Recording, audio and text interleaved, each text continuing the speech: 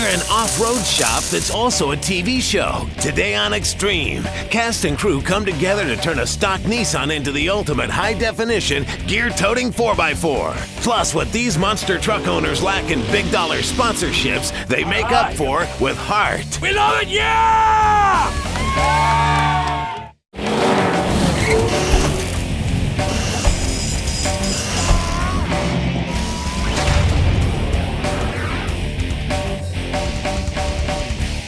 Welcome to Xtreme 4x4, and today we're going to start a brand new trail truck project, but this one is going to be a little bit different. And to give us some inspiration, we have a little artist rendering going on over here. Well, this truck isn't going to be for us. It's going to be for our film crew. Now, when we go out on a trail ride or go to an event, people are asking us questions about our projects left and right. But just as many people are asking us questions about what it's like to shoot a television show. Questions like, how many days does it take to make a TV show? Do you guys have one cameraman or more? Do you work from a script or do you make it all up? Well, we're going to answer all those questions today and more. And we're going to start with, on average, how many bags of sunflower seeds do you eat during a shoot week? About 3 or 4. It helps load the digestive system. Clean colon is a safe colon. But we're actually going to start with, what's it like to shoot on a trail ride? You see, when we go to an OHV area or an off-road park to pay off one of our vehicles, we bring a lot of stuff with us. Everything from recovery gear, to tools, to spare parts, to extra fluids, safety equipment, a cooler for all of our snacks and beverages, and that's not even including any of our television equipment. Stuff like at least 2 high-def video cameras, batteries, microphones, lights, tape, gear bags, cables, mini cameras for those great point of view shots the guys get. And of course, backup items for everything because our gear sees some pretty tough conditions. Now, unfortunately, all that gear does not operate itself. And while we're riding around comfortable in our suspension seats and fully linked buggies, well, our producer, cameraman, and grip, they normally have to hoof it when they're out on the trail. So we thought it was about time they had a cool vehicle to call their own. So we went out and picked up this '95 Nissan Pathfinder. As you can see, there's plenty of room inside, making it a great crew truck gear hauler. You got enough room for all of their stuff, plus it's tiny enough to get through the trails. Now, we got a pretty good deal on this truck because the engine itself is no good. The actual timing belt crankshaft pulley sheared the keyway, therefore causing the timing belt to skip. Now, we've bought lots of trucks on this show before with bad engines, usually pulled them out and replaced them with a crate motor. But this one, we're going to do a little bit differently. The V6 will be a great power plant for this truck, but we don't know how much damage that timing belt failure actually caused. So we're going to completely tear this motor down, inspect it for damage, repair it, and then put it back in the truck. If you're tearing down an unfamiliar engine, the best advice is to keep everything organized and neat. You can put small parts in baggies and label them, or put the bolts back into the holes they came out of and remember where they go. Breathe, Chris. Now you can do like we did and have a film crew shoot the entire disassembly, or grab a digital camera and take pictures along the way. You have a bunch of choices when it comes to rebuilding your engine. You can simply fix the damage that you know about using the bare minimum of parts, or the second choice would be to get a re-ring kit. And that comes with brand new piston rings, rod and main bearings, all the gaskets, and all the freeze plugs that you're going to need. Now, the third option would be to do a complete overhaul, which includes everything that you need in the re-ring kit, plus the pistons, the camshaft, and the crankshaft. Now, no matter which rebuild you choose, whether it be the re-ring or the complete overhaul, there will be some machine work necessary for your engine. Now, the top of the line way to deal with a bad engine is going to be to replace the entire long block assembly with either a brand new or rebuilt unit like this one here. Now, there is a benefit to doing this, and that is you're going to get a warranty, and depending on the manufacturer, that can be up to 3 years long. Now, the drawback, obviously, this is the most expensive option, but sometimes it's not. You don't really know how much it's going to cost to fix a bad engine until you completely disassemble it and inspect every single piece. Price that piece, and then you'll have a real-world figure that you can work off and decide whether fixing it or replacing it is your best choice. No track, no rules can mean only one thing: monster truck freestyle. When Xtreme 4x4 continues.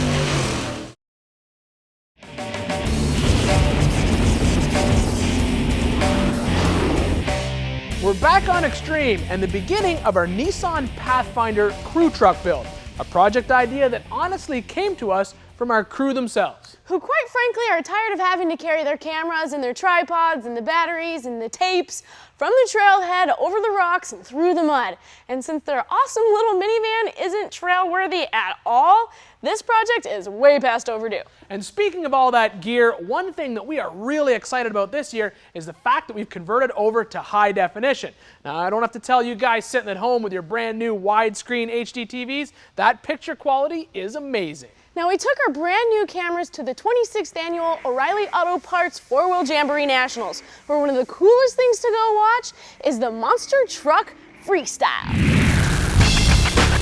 Since 1981, the Indy 4-Wheel Jamboree has been blowing out the state fairgrounds.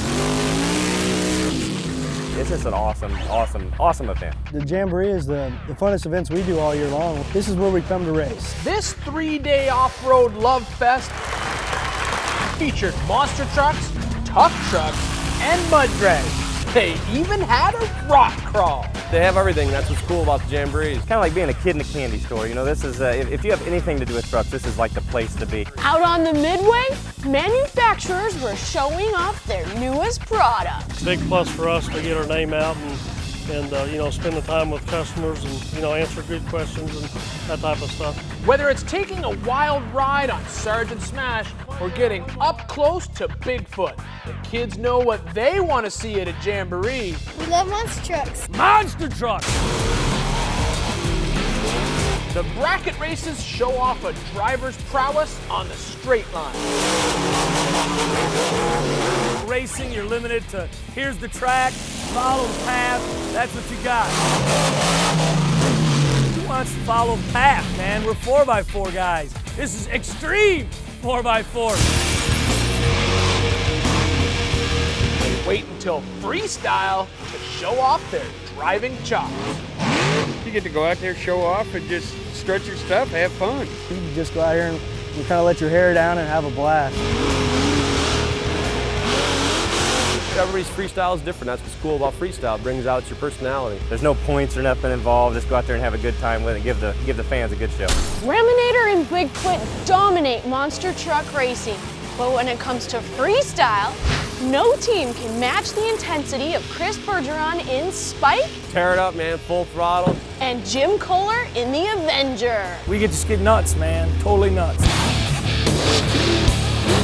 In just a few short years, this duo has become a must-see main attraction. When it comes to freestyle, them guys know how to freestyle. They run hard in the races, but the freestyle, they just get out there and lay it down on you. When I go out for freestyle, I give it everything I got because that's why I do it. I do it to have a good time and have fun. If I got to hold back, I might as well just stay home. While some teams are backed by billion-dollar corporations, these guys do it on their own. We have a regular job. My partner Chris is a plumber. I run a marina. That's what pays the bills. With their semi-lax and shiny new parts, the team makes do with something more important. It's all about having the heart of the sport and wanting to win. It's not about the big corporate thing and the money and all that stuff. Those big corporate teams don't have nothing on us. They may have the money, but they don't have the heart that we have, man. We're here to kick. Can't say on TV, but that's what we're here to kick. Their freestyles have become the stuff of legend. Now, monster trucks is about having fun, man. If you're not having fun, don't do it. That's our motto. We want to be the team that the fans enjoy to see, and that's what we're going to do is give them the best possible show, the most extreme show that we can give them, and that's what we do. And their generosity in the pits is just as impressive as their car-crushing antics. We know where we started. We were standing in those lines 10 years ago, getting autographs from other guys. We get the goosebumps when they want to stand in line and get our autographs, the same that we got when we wanted someone else's autograph. We appreciate the fans big time, no doubt about it. All day you get to sit here and talk to the fans, and you go out there and just tear it up. At Indy, Spike didn't disappoint his fans. A broken shock would knock out most mortals, but not Jim and the Avenger. It was awesome. We just had a blast. These people here in Indy are awesome. We love it, yeah! Yeah! I love Chris's truck.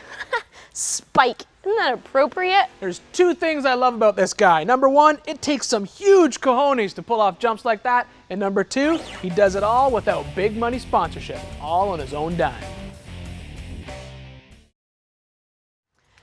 We're back in the Xtreme shop inspecting the broke down engine that we pulled out of our 95 Nissan Pathfinder that we're building for our production crew to use when we go out on our trail rides. Now we want to make an educated decision as to why this engine stopped working, and that means inspecting every part. The engine block for our truck is a typical cast iron V6 engine. With all the internals removed, the cylinder walls are checked for scoring or cracks. The main bearing bridges should also be checked for cracks. Finally, with no rings on a piston, we'll slide a long feeler gauge between the piston cylinder wall to check for piston clearance. Now, every engine has a list of acceptable tolerances and can be found in most manuals, like this Chilton manual we picked up at our local O'Reilly Auto Parts store. Now, considering we have an 18 thousandths feeler gauge in between the piston and the cylinder wall means we have excessive piston clearance, meaning this whole engine needs to be bored out and have new pistons installed. Now, if we were to just replace the rings, they wouldn't seal properly and this engine would burn oil. Now we know that the block is going to need to be machined and all the pistons replaced, so we're not going to spend a lot of time cleaning these stock ones and having a look at them. But one thing that was pretty obvious when we took this engine apart is that a valve has contacted the top of this piston and caused it to be damaged. Now the reason that happened is because our Nissan is what's called an interference engine, and unless the valve timing is perfect, that kind of damage can occur. Now we expected this might happen in this motor because when we took it apart, we found that the front crank timing gear had actually spun off of this keyway. You can see how it's opened up this opening right here. That is what caused this engine to suffer this catastrophic failure. So right now we need to add to our price list, obviously, a new crankshaft to replace this one because it's damaged, all new pistons. Now the connecting rods themselves checked out okay, so we can at least save that one part. Now with the short block looked over, we can move on to the top end of the engine, meaning the cylinder heads. Now the one thing about this head that we want to watch out is that it's made out of aluminum, like a lot of typical newer V6s. Now that means that the aluminum is different than the cast iron and expands and contracts at a different rate during the engine's heating and cooling cycle. So we want to check it to see if it's warped. If I can fit a 5/1000ths of an inch feeler gauge between a straight edge and the cylinder head mating surface, it will mean that that cylinder head has become warped. We'll have to machine it before we put it back on. Now this one is okay, but we need to check the valves before we call this head good. With the valve spring removed and the valve pushed about halfway open, we use a dial indicator with a magnetic base and measure the side-to-side movement of the valve itself. Now what we're checking right here is the valve guide clearance. Inside the cylinder head is a guide that the valve rides on as it opens and closes. Now this guide can wear as the engine gets miles on it. Now what happens when that guide wears is oil will drip down the valve stem and sit on the back of the valve itself when the engine's not running. That's what causes that big cloud of blue smoke when you first start up an old car after it's been sitting overnight. Now our manual says we can have 2.9 thousandths of an inch worth of valve guide clearance, and on this valve we have over 5. So we know that the guides in this head are honestly no good. They need to be replaced. While we're at it, best to take all the valves out and replace ones that are obviously damaged that hit the pistons, as well as give it a complete valve job and replace all the seals. Now with all that work needing to be done to this head, it's honestly going to be cheaper just to replace it. Which is exactly what we're gonna do with a brand new long block. At about $2,500, it was the best deal we could get for our money. If we were to rebuild what we had, a master overhaul kit with pistons would be about $550, a crankshaft at $2 1/4, machine work to the block at about $200, and remanufacture heads at a total of $1,000, giving us a grand total of $1,975. Now the long block was more money, but not much when we added up everything that we're gonna need for the truck. Plus it'll save us time and it comes with a 3-year warranty. Well worth the extra $500. Now obviously you have to transfer everything over from your original long block onto the new one. Now this is a great time to install a bunch of tune-up items like spark plugs, spark plug wires, cap and rotor. but it's also a good time to replace stuff that wears out, like the alternator and the starter.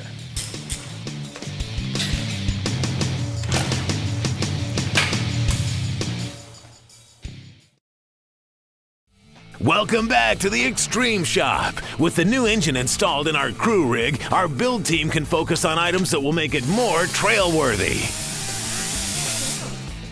Now, honestly, one of the reasons that you don't see a lot of Nissans out on the trail is that they don't share the same level of aftermarket support that other popular brands have, like Jeeps or Toyotas. But one company that's been filling that void for years has been Calmini, so it seemed only logical that that is who we would call for a 3.92-to-1 low-range gear set for our transfer case, and they simply install and places the factory gears inside the case. Now, we told you earlier that we were going to answer some questions about the TV portion of our show. Well, it takes us about 6 to 7 days to shoot one full episode with about a week in between. That's to order parts and do some things that you probably won't believe. Like, we will pre-build an entire roll cage, cut it out, and then put it back in when the cameras are around. Right, Chris? Yeah, because I love doing double the work for TV. Another question is, do you guys read from a script? And the answer is yes. Before we start taping, I lay out all the technical aspects of the show on paper first, and then just like a movie, we change things all the way through.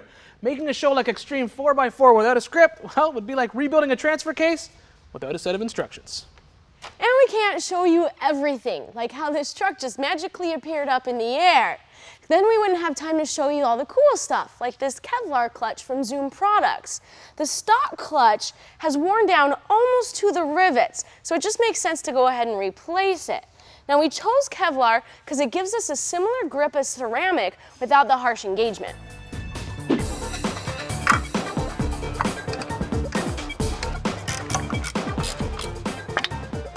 Well, there you have it, guys. A great beginning to our crew's new ride. And since they're going to be the ones behind the wheel, we're going to let them design the inside. So tell us what you're thinking. Well, I drew up this little sketch of the rear end. As you can see here, we'll have a drawer where we can put tapes and batteries. On top, I'll have some cubby holes for storing gear bags. And then on top of that, a little rack to store the tripod. Now, when we're on the trail, we carry this camera on our shoulder about 50% of the time. The rest of the time, it's being banged on our knees, up against the dashboard. This thing gets heavy after a while. So we've come up with a system to secure this camera in the back of that truck. So what'd you come up with? Now, let me show you. All right, first things first, we're gonna rip out all the carpet in the back, and then we're gonna spray on some kind of bed liner.